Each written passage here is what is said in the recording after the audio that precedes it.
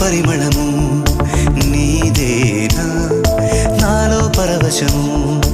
నిజమేనా బొండు మల్లి పువ్వు కన్నా తేలికగు నీ సోకు రెండు కళ్ళు మూసుకున్నా లాగు మరి నీ వైపు సొగసును చూ